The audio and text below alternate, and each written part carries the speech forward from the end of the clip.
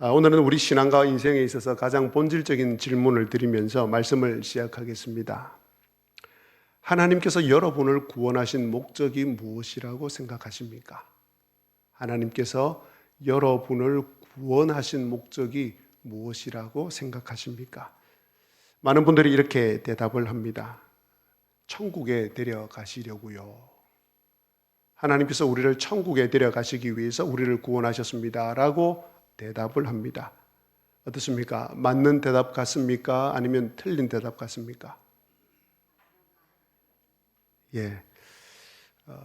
맞습니다. 틀린 답은 아닙니다. 하지만 그것이 전부가 아닙니다. 성경은 하나님께서 우리를 구원하신 목적에 대해서 좀 더 깊고 분명한 이야기를 들려줍니다. 오늘은 하나님께서 우리를 구원하신 목적, 하나님께서 우리를 구원하신 이유에 대해서 살펴보겠습니다. 먼저 에베소서 1장에 나오는 말씀과 2장에 나오는 말씀을 따라서 구원에 관한 이야기를 좀 해보겠습니다. 여러분은 허물과 죄로 영적으로 죽었던 사람입니다. 그래서 세상 풍조를 쫓고 세상 권세 잡은 자 마귀를 따르던 사람이었습니다. 육체의 욕심과 마음의 욕심을 따라서 따라서 살던 본질상 진노의 자녀였습니다. 그런데 긍휼이 풍성하신 하나님께서 당신의 독생자 예수님을 이 땅에 보내시고 십자가에 죽게 하심으로 저와 여러분을 살려주셨습니다.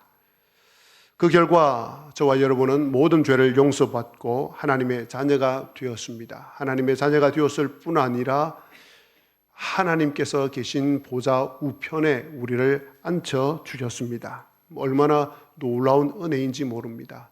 얼마나 영광스러운 일인지 모릅니다. 그렇다면 질문이 하나 생깁니다. 하나님께서 왜 저와 여러분에게 이토록 영광스러운 구원을 얻게 하셨을까? 하나님께서 우리를 구원하신 그것으로 끝일까? 그 다음에는 아무것도 없을까? 그 답이 무엇일까요? 7절에 나옵니다. 7절을 보시면 이는 이라고 시작합니다. 2장 1절에서 6절까지의 내용이 이어져 나온, 제가 앞에서 말씀드린 그 내용이 전개되고 나서 이제 7절이 나옵니다.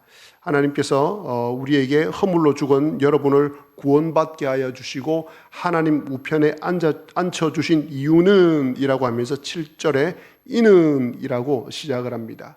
그러면 이는 이라고 시작을 하면서 하나님께서 우리를 구원하신 이유가 무엇이라고 합니까? 이는 그 은혜의 지극히 풍성함을 오는 여러 세대에 나타내려 하심이라. 하나님께서 저와 여러분을 구원하신 이유는 하나님께서 베푸신 구원의 은혜가 얼마나 풍성한지를 모든 세대 사람들에게 증거하도록 하기 위함입니다. 자, 이 구절을 한번 생각해 보시길 바랍니다. 한 번 더 띄워주시면 감사하겠습니다. 7절 말씀. 하나님께서 여러분을 구원하시기 위하여서 베풀어 주신 은혜를 이야기하면서 그 은혜가 어떻다고 이야기를 합니까? 그 은혜가 지극히 풍성하다고 말합니다. 지극히 풍성한 은혜라고 합니다. 그러면 바울 사도가 왜 하나님께서 여러분에게 베풀어 주신 그 은혜를 지극히 풍성한 은혜라고 할까요? 8절 말씀을 보시겠습니다. 너희는 그 은혜에 의하여 믿음으로 말미암아 구원을 받았으니 이것은 너희에게서 난 것이 아니요 하나님의 선물이라 라고 말씀합니다. 하나님께서 구원을 위해 베풀어 주신 그 은혜가 지극히 풍성한 이유가 되는 것은 그 구원이 하나님의 선물이기 때문입니다. 구원이라는 것이 내가 잘해서 내가 노력해서 얻어진 것이 아니라 하나님께서 선물로 주신 것이라는 겁니다. 구원에 포함되어 있는 죄사함, 의롭다 하심, 영생을 주심, 죽음을 이기게 해 주심, 그리고 영원한 형벌을 받지 않게 해 주심, 이 모든 것은 억만금을 주고도 살 수 없고 온 세상을 다 주고도 살 수 없는 것들입니다. 그런데 하나님께서 그 모든 것을 구원과 함께 저와 여러분에게 주셨습니다. 정말 지극히 풍성한 은혜입니다. 그러므로 정리를 하면 하나님께서 여러분을 구원하신 목적은 바로 이 지극히 풍성한 하나님의 은혜, 즉 선물로 받은 구원을 전하며 살도록 하기 위함입니다. 여기에 대해서 이해를 돕기 위해서 예를 들어보겠습니다. 어느 날 불이 났습니다. 여러분이 그 안에서 빠져나오지 못하고 연기에 질식되어서 의식을 잃어버렸습니다. 그때 한 사람이 들어와서 여러분을 감싸 안고 빠져나와서 여러분을 살려주었습니다. 그런데 여러분을 살린 이 사람은 죽고 말았습니다. 그렇다면 여러분은 어떻게 살아가시겠습니까? 이 사람을 평생 잊지 못할 것입니다. 이 사람에게 평생 감사하는 마음으로 살아갈 것입니다. 그리고 나를 살려주신 그 사람의 이야기를 다른 사람들에게 전하면서 살아갈 것입니다. 바로 그분이 예수님입니다. 예수님이 바로 그 일을 하셨습니다. 허물과 죄로 죽었던 저와 여러분을, 그리고 하나님과 분리되었던 여러분을, 그래서 참된 안식과 평안을 누리지 못하고 살아가던 저와 여러분을, 그리고 그 육신의 죽음과 영원한 형벌을 받을 수밖에 없는 저와 여러분을 예수님께서 십자가에 대신 죽으시고 살려주셨습니다. 그렇다면 그 은혜를 입은 성도된 우리는 어떻게 살아가야 하겠습니까? 그 평생 그 은혜를 감사하면서 살아갈 것입니다. 그 은혜를 베풀어 주신 예수님을 다른 사람들에게 전하며 살아갈 것입니다. 교회에 가자고 초청할 것입니다. 이것이 바로 하나님께서 저와 여러분을 구원해 주신 이유이요 목적입니다. 그러므로 예수 그리스도의 이야기, 예수 그리스도께서 주신 이 구원의 소식을 다른 사람들에게 전해 보시기를 바랍니다. 그러면 내게 임한 그 지극히 풍성한 은혜를 경험하게 될 것입니다. 선물로 받은 구원이 얼마나 대단하다는 것을 알게 될 것입니다. 그리고 내 속에 구원으로 말미암은 기쁨이 넘쳐날 것입니다. 이 모든 것들은 전도하지 않으면, 증거하지 않으면 깨달을 수 없고 느낄 수 없는 경험들입니다. 저와 여러분 모두는 지세포와 이룬면과 거제도에 살고 있습니다. 하나님께서는 지세포와 이룬면과 거제도에 잃어버린 영혼을 구원하시려고 저와 여러분을 이곳에 보내어 주셨습니다. 여러분은 어떤 이유 때문에 이 지세포의 이룬면에 살게 되었는지, 또 여기서 그냥 나고 자라서 지금까지 여기에 있습니다 라고 하든지 상관없이 핵심은 하나님께서 이 땅에, 이 지역에 잃어버린 영혼들을 구원하기 위해서 여러분들을 지금 이곳에 있게 하여 주시고 거주하게 해 주셨다는 사실입니다. 그러므로 여러분의 신분은 선교사입니다.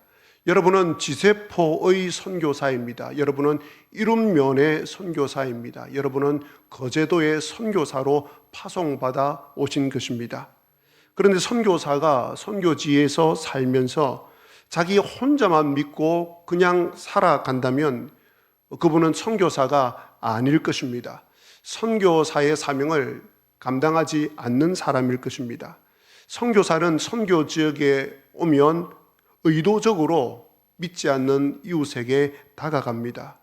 그리고 지극히 풍성한 하나님의 은혜를 전해줍니다. 그리고 선물로 받은 그 구원의 은혜를, 그 구원을 믿지 않는 사람들에게 전해줍니다. 그리고 구원에 따르는 그 놀라운 축복, 구원에 따르는 놀라운 축복 가운데 가장 중요한 두 가지는 예수님께서 이 땅에 오셨을 때 마태복음에서 말씀하고 있는 바로 그 두 가지입니다. 구원으로 말미암는 구원의 축복을 두 가지로 이야기한다면 첫 번째로는 죄사함의 축복입니다. 예수 그리스도, 그 이름은, 예수님 그 이름은 모든 사람을 죄에서 구원하기 위하심입니다. 모든 죄를 용서하시기 위해서 이 땅에 오셨습니다. 그러므로 예수 그리스도로 말미암는 구원의 가장 큰 축복은 죄 용서입니다. 두 번째로 예수 그리스도로 말미암는 큰 축복은 임마누엘의 축복입니다. 전능하신 하나님이신 그 예수님께서 저와 여러분과 한평생 동안 함께 하신다는 것입니다. 이 구원의 축복을 알지 못하는 이 땅의 사람들에게, 지세포와 이룬면의 사람들에게 여러분들이 가셔서 전해 주셔야 됩니다. 성도님들 가운데 전도 대상자를 작정하라고 하면 적어낼 이웃이나 친구가 없어서 그런지 가족이나 친척 이름만 적어내는 분들이 있습니다. 선교사로서 이 지역에 부름을 받았음에도 불구하고 이웃을 향해 다가가지 않기 때문입니다. 그냥 혼자 예수님을 믿고 살아가기 때문입니다. 그냥 가족들끼리만 교회를 다니고 있기 때문입니다. 어떤 분은 적어내시라고 하면 자기 주변에는 이웃이나 친구들이 다 예수님을 믿는 사람들밖에 없어서 적어낼 사람이 없다고 합니다. 지세포와 이룸면의 총 인구가 4,000세대 7,800명입니다. 이 중에 기독교와 가톨릭 인구를 빼고 나면 7,000명이 예수님을 믿지 않습니다. 나가기만 하면, 찾기만 하면 믿지 않는 사람들 7,000명이 있습니다. 여러분들께서 여러분의 이웃과 친구에게 단 한마디 교회에 나가 보실래요? 우리 교회에 한번 오세요. 다음 주에 교회 한번 같이 가시죠. 라는 그 한마디가 한 영혼을 그리스도에게로 인도하는 아주 놀라운 단어가 됩니다. 설문조사를 해보았습니다. 어떻게 예수님을 믿게 되었습니까? 많은 사람들이 내 이웃이 나보고 교회 가자고 했습니다. 몇 번 교회 가자고 했는데 한 번 따라갔다가 예수님을 믿게 되었습니다. 라는 설문조사의 통계가 가장 많습니다. 복음을 유창하게 전할 수 있으면 좋겠지만 그러지 못한다 할지라도 교회에 가시죠. 다음 주에 저와 함께 교회에 가시지 않겠습니까? 이 문장이 얼마나 놀라운 힘과 역사를 일으키는지 모릅니다. 터키, 지금 튀르키예라고 일컫는 그 튀르키예에서 20년 동안 선교 사역을 하다가 지금은 고려신학대학원에서 선교학을 가르치고 있는 김운성 교수님이 계십니다. 그분이 제게 이런 이야기를 들려주었습니다. 튀르키예는 로마 제국이 기독교 국가가 될 때 가장 번성했던, 기독교적으로 가장 번성했던 나라가 바로 이 튀르키예입니다. 튀르키예에 있는 도시 가운데 콘스탄티노플이 있습니다. 이 콘스탄티노플은 로마가 기독교 제국이 되었을 때, 기독교화 되었을 때 가장 중요한 도시가 바로 이 콘스탄티노플이었습니다. 이 콘스탄티노플을 중심으로 한 이 튀르키예에는 로마 제국이 기독교화 되었을 때 정말 많은 교구청이 있었고 기독교인들이 있었습니다. 그런데 1453년 이슬람을 신봉하던 오스만 투르크가 이 튀르키예를 정복한 후에 또 콘스탄티노플을 점령한 후에 튀르키예의 기독교인 수는 점점 감소했습니다. 그래서 지금은 튀르키예 인구 8천만 명 가운데 몇 프로가 기독교인으로 남아있겠습니까? 8천만 명 가운데 많이 잡아서 0.2%, 16만 명만 기독교인으로 보고가 되고 있습니다. 그것보다 더 떨어집니다. 8천만 명 가운데 0.1%, 0.2% 정도가 기독교인입니다. 그래서 튀르키예는 완전한 이슬람 국가입니다. 저희들이 단기 선교를 갔을 때에 어느 곳에서도 찬송을 부르지 못하고 예배를 드리지 못했습니다. 호텔에서 우리끼리 모여서 비밀스럽게 아주 조용한 목소리로 서로 찬송을 부르고 눈에 띄지 않는 곳에서 겨우 그 정도 할 뿐, 그 어느 장소에서도 찬송을 부르거나 예배를 드리지 못하는 나라가 튀르키예였습니다. 어쩌다가 튀르키예가 이렇게 되었을까요? 1453년 이슬람을 신봉하던 오스만 투르크가 콘스탄티노플을 점령하고 기독교 지도자들과 협상을 합니다. 그때 이런 협상을 합니다. 기독교 지도자들에게 기독교를 믿는 것을 허락해 줄게. 종교의 자유를 허락해 줄게. 대신 기독교를 전하지는 말아라. 기독교를 믿을 수 있는 자유를 허락해 줄게. 대신 기독교를 전하는 건 하지 말아라. 이렇게 지도자들이 들어보니까 추방하라는 것도 아니고 쫓아내는 것도 아니고 기독교를 믿지 말라는 것도 아니고 기독교를 믿으라고 합니다. 종교의 자유가 허락되었습니다. 대신 전하지만 말아달라고 하지만 어쨌든 좋은 일이었습니다. 그래서 튀르키예 지도자들은, 기독교 지도자들은 그 당시 오스만 투르크와 이 협상을 맺습니다. 그 결과 지금의 모습이 되어버렸습니다. 김은성 선교사님은 제게 이야기를 했습니다. 그 당시 튀르키예 지도자들이, 기독교 지도자들이 오스만 투르크와 맺은 이 협상, 왜 그때 그 협상에 동의를 했을까? 전하지만 않으면 된다. 너희들끼리는 얼마든지 믿어도 된다. 라는 이 협상이 얼마나 무서운 협상이라는 걸 왜 몰랐을까? 예수님의 마지막 명령에 반하는 협상임을 왜 몰랐을까? 라고 안타까워하고 원망한다는 이야기를 들었습니다. 나 혼자, 우리 가족만 예수님을 믿고 살아간다면 지세포와 이런 면에서 기독교 수는 점점 줄어갈 것입니다. 언젠간 주님께서 피 흘려 값주고 사신 지세포 교회도 문을 닫아야 될 때가 올 것입니다. 주님께서 피로 값주고 사신 지세포 교회이지만, 그래서 주님께서 분명히 지켜주시지만 교회의 성도들이 주님께서 부탁하신 이 전도의 사명을, 이 긍휼이 풍성하신 주님의 은혜를 전하는 이 사명을 감당하지 않을 때 교회는 문을 닫게 됩니다. 주님이 지켜주시지 않아서가 아니라 교회가, 성도들이 그 사명을 감당하지 않았기 때문입니다. 이것을 우리는 선명하게 분명하게 볼 수 있는 증거가 있습니다. 바로 유럽의 교회입니다. 유럽의 교회는 지금의 한국 교회와는 비교할 수 없을 만큼 영적으로, 수적으로 굉장히 성장했더랬습니다.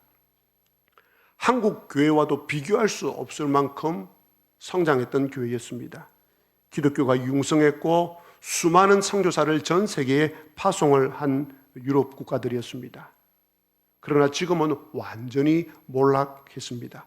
가장 융성했던 나라라고 하는 영국마저도 지금은 한 달에 한 번 이상 교회에 출석하는 사람이 7%에서 8% 정도입니다.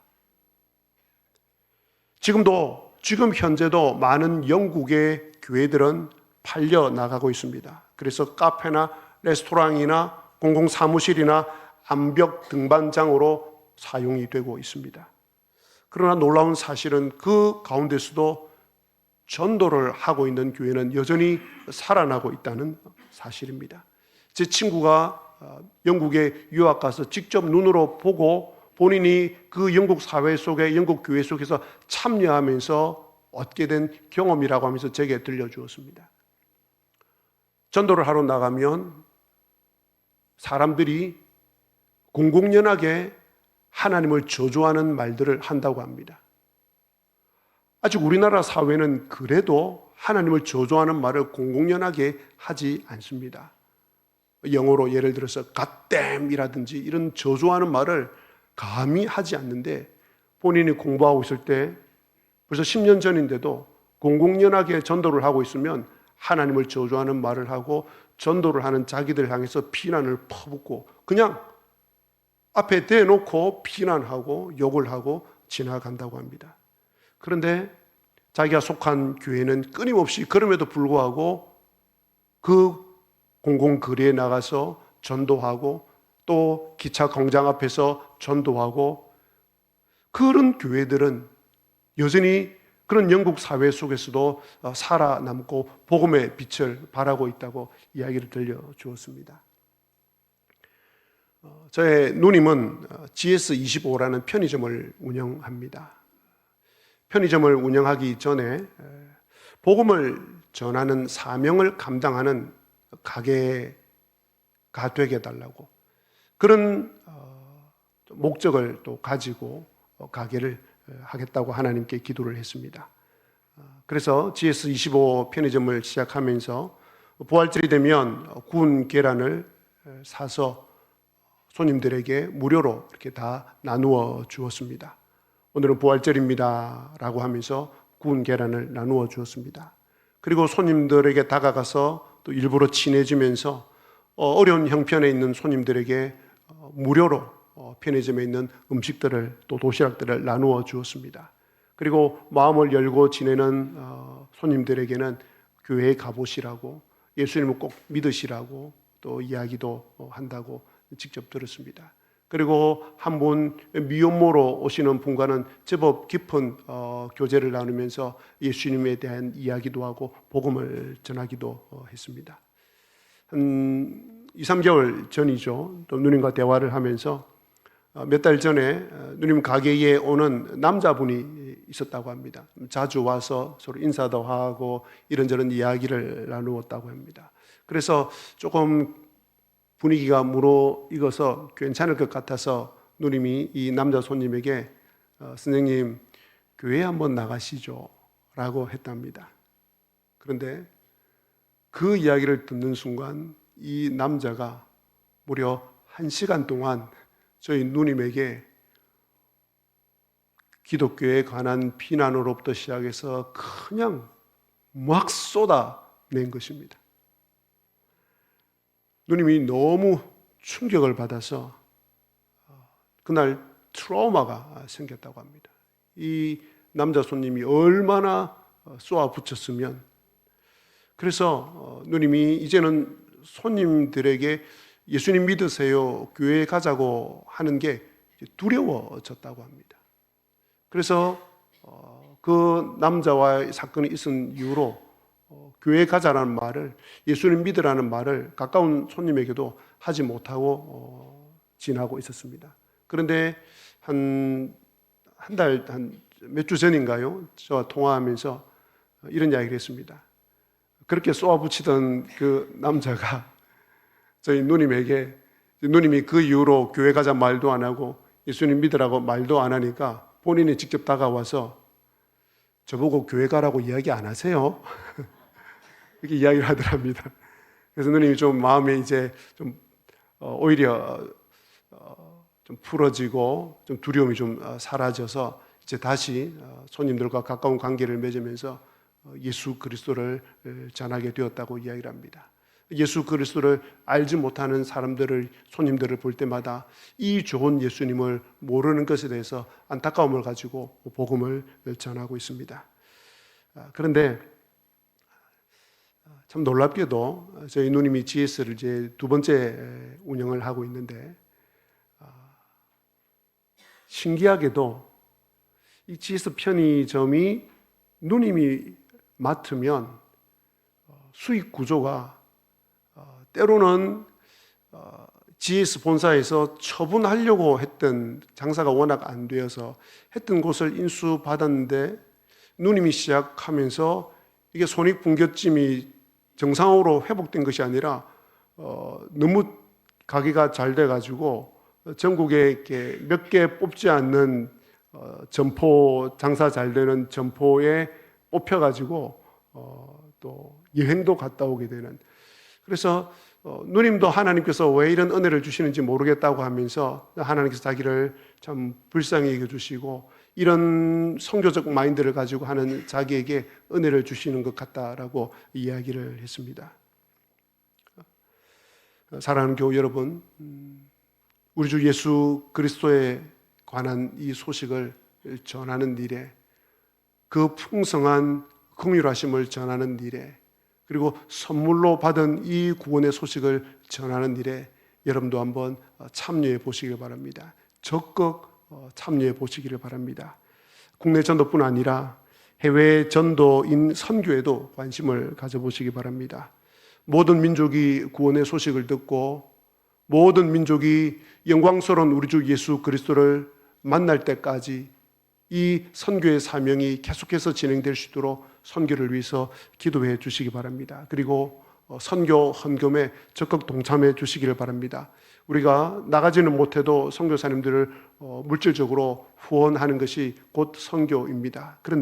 그래서 선교 헌금이 매우 중요한 영역을 차지합니다. 왜냐하면 단순히 물질을 보내는 차원이 아니라 물질이 있는 곳에 마음이 있기 때문입니다. 선교 헌금을 내면 반드시 선교사님들을 생각하게 되고 선교를 위해서 기도하게 됩니다. 그래서 저는 우리 교회 모든 성도님들께서 선교 헌금을 다 하시면 좋겠습니다. 한 달에 한 번입니다. 한 달에 1,000원이어도 좋습니다. 1,000원이 작은 돈이지만 그 1,000원을 낼 때 선교에 대한 마음이 생깁니다. 그리고 선교사님을 위해서 기도하고 싶은 마음이 생깁니다. 그것 때문에 제가 여러분 모두에게 선교 헌금에 동참해 보시라고 권유를 드립니다. 여러분들께서 한 달 수입을 기준으로 하나님께 선교 헌금을 드리실 때 하나님께서 여러분의 마음을 귀하게 여기시리라 생각합니다.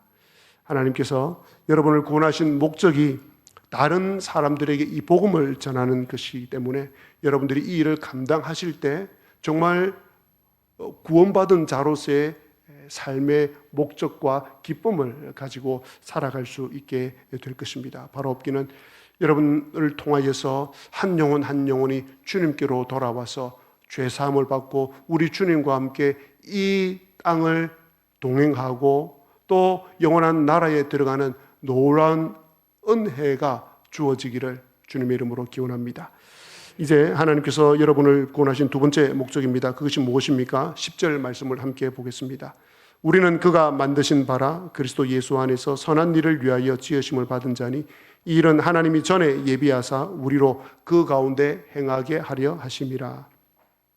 하나님께서 저와 여러분을 구원하신 두 번째 목적은 그리스도 예수 안에서 선한 일을 하도록 하기 위함이라고 말씀합니다. 자, 그런데 10절을 보시면 이 선한 일에 두 가지 중요한 표현이 나옵니다. 하나는 우리는 그가 만드신 바라라고 이야기를 합니다. 선하심을 위해서 지으심을 받았다고 이야기하면서 그 앞에 우리는 그가 만드신 바라고 이야기를 합니다. 이 말은 하나님께서 여러분을 구원하셔서 새로운 피조물, 새로운 창조물이 되게 했다는 뜻입니다. 하나님께서는 여러분을 새로운 피조물로 만드시고 여러분을 통하여서 선한 일을 드러내고자 하십니다. 그렇다면 여러분은 하나님께서 지음을 받은 새로운 피조물이요 새로운 창조물이기 때문에 여러분에게서는 선한 일이 자연스럽게 자동적으로 나올 수밖에 없습니다. 또 하나는 10절 말씀에 보시면 후반절에 이 일은 하나님이 전에 예비하사라고 말씀을 하고 있습니다. 선한 일을 위하여 지으심을 받은 자니라고 해놓고 이 일은 이 선한 일을 위하여 지으심을 받은 이 일은 하나님이 전에 예비하신 일이라고 이야기합니다. 성도가 행하는 선한 일은 스스로가 정한 도덕이나 윤리가 아니라 하나님께서 예비하신 일이라는 것입니다. 성도가 행하는 선한 일은 하나님께서 계획하시고 인도하시는 삶이라는 것입니다. 이것을 빌립보서 1장 6절은 이렇게 증명을 해주고 있습니다. 너희 속에 착한 일을 시작하신 이가. 하나님께서는 여러분 속에 착한 일을 넣어두시고 그 일을 하게 하십니다. 그래서 사도 바울은 오늘 말씀에서 선한 일을 위하여 지으심을 받은 자라고 이야기하면서 그 앞에 수식어를 붙습니다. 수식어를 붙입니다. 뭐라고 붙입니까? 그리스도 예수 안에서 선한 일을 위하여 지으심을 받았다고 합니다. 그리스도 예수께서 여러분 속에 선한 소원을 두셔서 선한 일을 하게 하십니다. 그렇다면 선한 일은 구체적으로 어떤 것이 있겠습니까?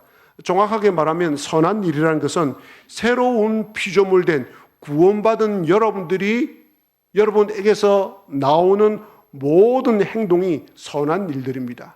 그런데 기억을 위해서 몇 가지로 나누어 말씀을 드리겠습니다.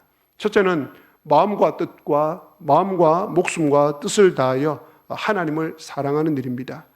그러면 하나님을 사랑하는 것이 무엇입니까?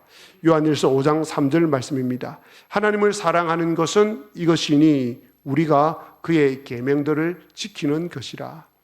하나님을 사랑하는 것은 하나님의 말씀에 순종하는 것입니다.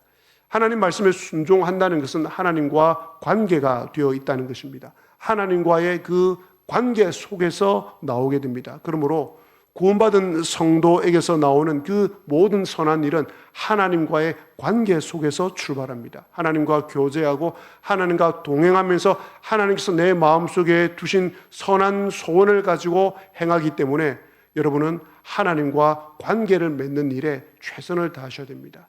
말씀과 기도를 통해서 하나님과 대화하고 하나님과 교제하는 일에 열심을 내셔야 됩니다. 그저 말씀을 읽고 그저 기도를 하시면 안 됩니다. 말씀과 기도를 통해서 하나님을 만나셔야 됩니다. 하나님을 경험하셔야 됩니다. 두 번째로 선한 일은 이웃을 내 몸과 같이 사랑하는 일입니다. 이웃을 내 몸과 같이 사랑하는 것을 빌립보서 2장 5절은 이렇게 말씀을 하고 있습니다. 너희 안에 이 마음을 품어라.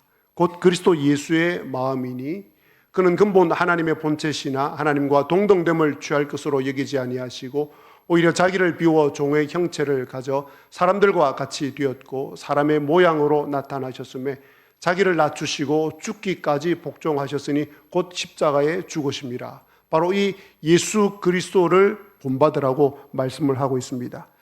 이 말씀대로 이웃을 내 몸과 같이 사랑한다는 것은 대가를 계산하지 않고 다른 사람을 위해서 자신의 모든 것을 내어주는 것입니다. 이웃을 사랑할 때의 나의 자세는 자신을 완전히 비우고 자신을 낮추시고 죽기까지 복종하신 예수님처럼 하는 것입니다. 세 번째로 선한 일은 무슨 일을 하든지 죽게 하듯 하는 것입니다. 가정과 직장과 이웃 등 그 속에서 나의 일상의 모든 삶을 살아나갈 때에 세상 사람과 달라야 한다는 것입니다. 세상 방식과 달라야 한다는 것입니다. 새로운 피조물이 되었기에, 새로운 창조물이 되었기에, 구원을 받은 사람이기에 내 속에서는 새로운 방식, 즉 예수 그리스도의 방식이 나와야 한다는 것입니다. 청소를 하더라도, 청소부가 되어 청소를 하더라도 내 아버지께서 만드신 이 세상을 아름답게 한다는 그 마음으로 청소를 해야 됩니다. 아버지께서 기뻐하시는 이 세상을 만들기 위하여서 정직하게, 성실하게 책임감을 가지고 일하셔야 됩니다. 네 번째로 복음을 전하는 것이고 교회를 세우는 것이고 성도를 세우는 일이 선한 일입니다. 골로새서 1장 28절입니다. 우리가 그를 전파하여 각 사람을 권하고 모든 지혜로 각 사람을 가르치면 각 사람을 그리스도 안에서 완전한 자로 세우려 함이니. 이 골로새서 1장 28절 말씀은 교회를 세우는 원리입니다. 교회를 세우는 원리가 여기에 다 담겨 있습니다. 성도들이 전도를 합니다. 그리고 새가족이 교회에 등록을 합니다. 새가족에게 그리스도인의 삶과 예배에 대해서 권면하고 가르칩니다. 그리고 학습과 세례를 줍니다. 제자 훈련에 참여하게 합니다. 그러면 그 새가족이 점점 자라나서 온전한 성도가 됩니다. 그리스도의 장성한 분량에 이르게 됩니다. 예수 그리스도를 전혀 알지 못하던 한 사람이 점점 성장하여서 그리스도의 장성한 분량에 이르게 되고 온전한 사람이 되는 것, 이것을 바라보는 것만큼 기쁘고 즐거운 일이 없을 것입니다. 여러분과 똑같은 사람이 되는 것을 보는 것, 이것이 얼마나 우리 주님께서 기뻐하시는 일인지 모릅니다. 지금 옆에 앉아 계신 분은 오랫동안 우리 교회에 다니신 분일 것입니다. 여러분이 잘 알고 있는 분일 것입니다. 그런데 한번 상상해 보시길 바랍니다. 여러분 바로 옆에 늘 앉아있던 그분이 보이지 않고 완전히 새로운 사람, 그 새로운 사람이 교회에 와서 새가족 교육을 받고 학습 세례를 받고 온전한 성도가 되어서 여러분처럼 주님의 교회에 귀한 일꾼으로 살아있는 사람으로서 여러분 옆에 앉아있다고 생각해 보십시오. 그것도 여러분을 통하여서 여러분이 끊임없이 관심을 가지고 권면하고 또 도와주는 것을 통해서 그 자리에 이르렀다고 생각해 보십시오. 여러분에게서 기쁨이 나올 뿐만 아니라 하나님에게서 그런 여러분을 얼마나 기뻐하시는지 모릅니다.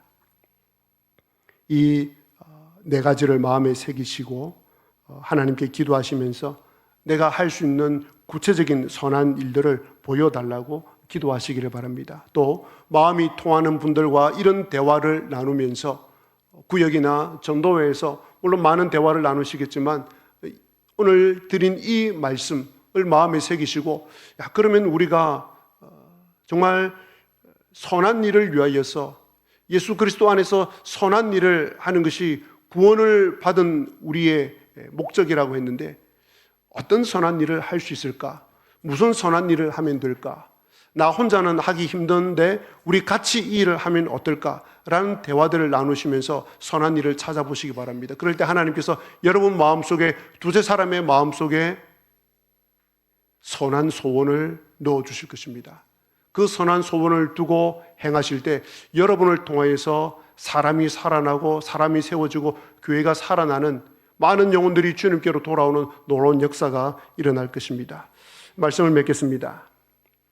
인생의 나이가 들수록, 신앙 연륜이 오래될수록 신앙 인격이 성숙해야 됩니다. 제가 굳이 신앙 인격이라고 한 이유가 있습니다.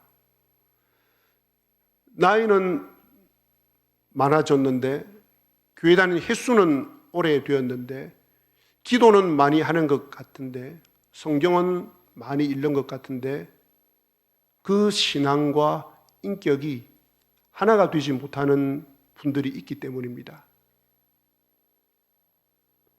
나이가 들수록, 그리고 신앙 연수가 오래될수록 신앙과 인격이 하나가 되어서 이 신앙 인격이 성숙해져야 합니다. 신앙 인격이 성숙한다는 것이 무엇입니까? 나 중심에서 타인 중심이 되는 것입니다. 1살, 2살, 3살, 4살, 5살, 6살 어린 아이일수록 자기 중심입니다. 자기 뜻대로 되지 않으면 고집을 피웁니다. 울고 짜증을 냅니다. 어리면 어릴수록 자기 중심입니다. 그러나 점점 나이가 들어서 청소년이 되고 청년이 되고 결혼을 해서 아이를 낳으면 그때 비로소 성숙해져서 엄마의 마음을 압니다. 마찬가지입니다. 신앙 인격이 성숙한다는 것은 나 중심에서 타인 중심이 되는 것입니다. 나 중심에서 점점 하나님 중심이 되는 것입니다. 나만 늘 보이다가 신앙 인격이 성숙하면서 다른 사람이 보이는 것입니다. 다른 사람의 아픔이 보이고 다른 사람의 고통이 보이는 것입니다. 그 아픔과 고통을 바라보시는 하나님이 보이고 그 하나님의 마음이 보이는 것입니다. 그 하나님의 마음을 보고 내 마음이 아픈 것입니다. 그리고 그 하나님의 아픈 마음을 보고 내가 그 문제를 해결해 드리고 싶은 마음이 생기는 것입니다. 그것이 성숙한 신앙 인격을 가진 분의 모습입니다. 하나님의 마음이 어디 있습니까? 하나님의 마음은 잃어버린 영혼에 가 있습니다. 하나님의 마음은 고통받고 상처 입은 사람에게 가 있습니다. 하나님의 마음은 선한 일에 가 있습니다. 하나님께서는 이 일을 감당할 사람을 오늘도 찾고 있습니다. 부디 하나님의 오른손에 붙잡힌 사람이 되시기를 바랍니다. 그래서 이 전도와 선한 일에 쓰임 받으시는 여러분들이 되시기를 바랍니다. 그래서 그런 여러분에게 하늘에 빛나는 별과 같은 축복이 있기를, 그런 여러분에게 하나님께서 주시는 놀라운 축복이 있기를 주님의 이름으로 기원합니다. 아멘.